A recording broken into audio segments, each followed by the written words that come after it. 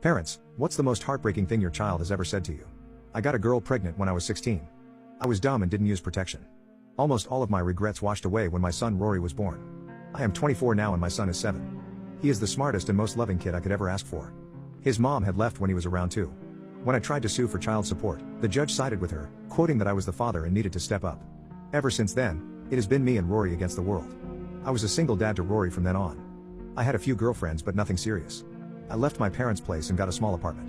I dropped out of high school, which I still immensely regret, but hey, life happens. During this time my neighbors, God bless them, helped me raise my son. They were an older couple next door whose kids had moved out long before, so they were fine babysitting him after school and late night shifts. I am a manager at McDonald's. I made lousy money, but it was enough to get by. Then 2 years prior our crappy building manager raised the rent for everyone, and I had to work even harder for a place to live during a pandemic. My parents had left the state, and I wasn't ready to uplift my kid's entire life because his dad couldn't provide for him. Every birthday since before he was 3, I believe, I took Rory to Golden Corral. Usually on his birthday, but there were more occasions we went. It was really good for him and he really enjoyed it. I haven't been able to take him for the past 2 years due to money being very tight. Sometimes I will get tipped at McDonald's. A quarter here, a dime here, $1 here and there. I'll bring it home every day and give it to Rory to save. Well, 2 days ago, Rory brought me his money jug and dumped it all out in front of me. He was so excited and began counting it out. There was around $40 there, and he jumped up excitedly. I'd asked him, "What's up, little buddy?" My heart broke. My son asked me if it was enough to go to the corral for his birthday. A piece of me shattered inside. I didn't think he remembered the Golden Corral. I told him we could go to the bank tomorrow and exchange it for cash.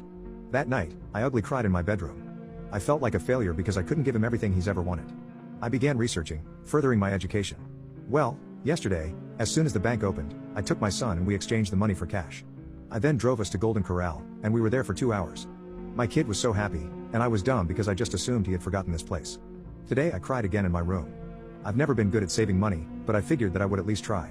I worked longer than overtime, saved my money like a madman, and had one thing in mind, Rory. After a month of non-stop hard work, I saved up enough money for his birthday. Not only was I happy for my little Rory, but I was proud of myself for proving that I really could save money. The day came, and I drove him in my old beat-up Honda Civic to Golden Corral. I'm sure the workers have never seen someone that excited to go walk into their restaurant, because boy, was he happy. I had saved enough to get him the deluxe-sized chicken tenders. I got him a large root beer, as well as the biggest dessert. We stayed in the booth as long as we could, and he gave me a big hug when we stepped out. As I hugged him, he whispered into my ear, "You're the best daddy anyone can ask for." I started to just cry. I don't know why, but I did. Rory never failed to light up my day, every single day.